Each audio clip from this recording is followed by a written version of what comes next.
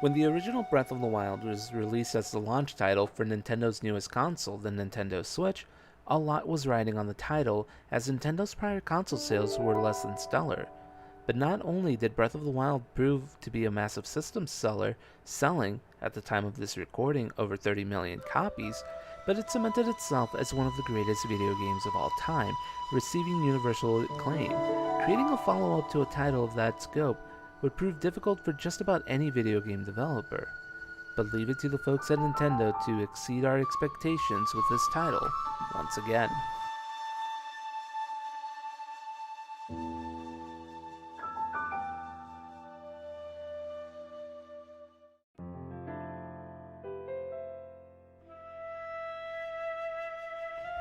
The story of Tears of the Kingdom takes place several years after Breath of the Wild. Link and Zelda are exploring underground ruins beneath Hyrule Castle as an unknown substance had begun seeping out from underneath, inflicting the residents of Hyrule with illness and rusting the weapons above. When exploring the ruins, they discover that they are those of the Zonai, an ancient race believed to be the founders of Hyrule. But as they venture deeper into the ruins, they discover the mummified remains of Ganondorf, sealed away with a mysterious-looking arm. When Ganondorf awakens, he overpowers Link and Zelda, causes Hyrule Castle to float up in the sky, unleashing more of that unknown substance, which ends up being gloom, and destroys the Master Sword, sending Link and Zelda into a chasm in the aftermath. When Link awakens, he finds himself on the floating island in the sky, with that same arm that had sealed away Ganondorf replacing his own, and has lost his abilities from the prior game. The narrative of Tears of the Kingdom is about on par with its predecessor, with its main story at the very least. The dragon tears scattered throughout the game serve the same purpose as the memories did from Breath of the Wild, filling in the players on the events that led up to Ganondorf being sealed. However, where Tears of the Kingdom shines is in its side quest. With the games taking place in the same world as Breath of the Wild, it allowed for several characters from prior games to reappear. Catching up with old friends and seeing what new problems they have to deal with in the years following Breath of the Wild is a fun time to have, with many of these side quests having spectacular finales almost on par with the ending of the main story itself.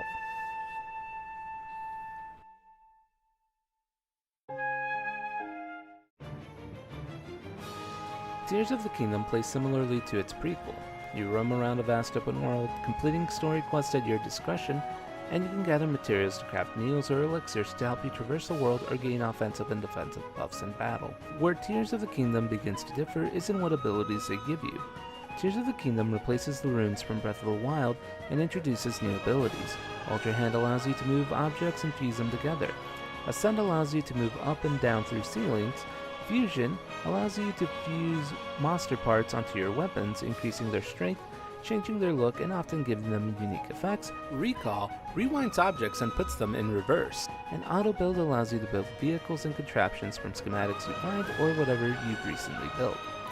Tears of the Kingdom encourages the use of building contraptions and vehicles, and they are only limited by whatever materials are nearby and your imagination. And while it may take some time to get used to using these new abilities, and they may appear to lack the offensive capabilities of their predecessors, after a bit of time, players can begin to see how these new abilities can be used in battle and in exploration. The monster part materials can also be fused onto weapons and arrows for a variety of different effects, from elemental damage to homing abilities. The game encourages players to try out all combinations, and though the game itself lacks a favorite option for fusing materials, you can optimize it to your most use. In addition to the original map being updated with many towns undergoing changes, the surface level also has a myriad of caves to go exploring, adding a new sense of wonder to the world. Players can also explore the skies above with islands housing both shrines and treasures, alongside dungeons, but for an extra challenge, players can go down to the Hyrule Depths. The depths house stronger enemies than those found above the surface, which are inflicted with a Gloom condition. Gloom is a new condition which lowers the max amount of health you have. Losing a heart in the depths means that you won't regain that heart until you activate a light route or return to the surface world. The combat remains largely the same from Breath of the Wild. Parrying and dodging at the right moments allows for counter and flurry attacks, though as stated earlier, the fusion of materials onto your weapons allows for more variety in fighting. Equipping a gem of a certain color onto your shield, for example, allows the shield to not only absorb that same elemental damage, but also inflict the same kind of damage onto enemies that attack you. Shrines also make their return to Tears of the Kingdom but have been improved significantly, testing your mastery of the new techniques that the game gives you. Combat shrines also receive an overhaul. Instead of fighting one strong enemy that absorbs damage, they strip you of your weapons and armor and make you adapt to the scenario presented to you.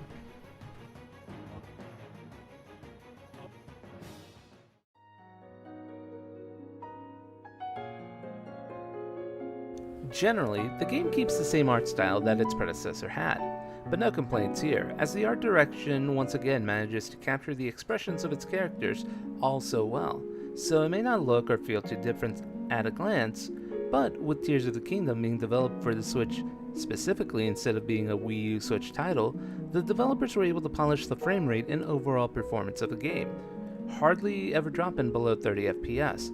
Players are able to seamlessly traverse between all three areas, though the game sometimes does slow down when jumping down into the depths. Once again, Tears of the Kingdom delivers a stellar soundtrack. The individual boss fights are spectacular at adding an intense feeling to the fight, for almost all of them.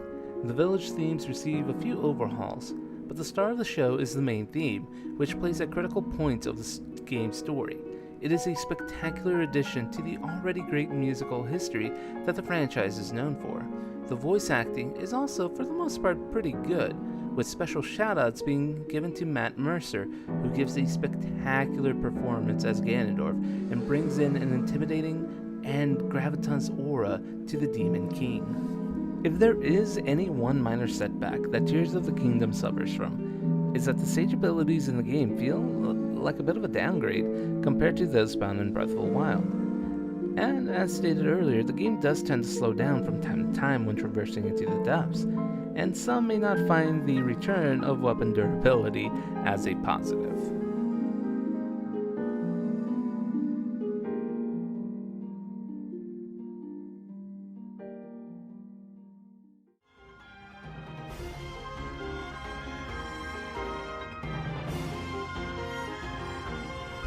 Tears of the Kingdom succeeds in every way that a sequel should. Improved dungeons, new challenges, a fascinating story, aided by several side stories that are fantastic on their own.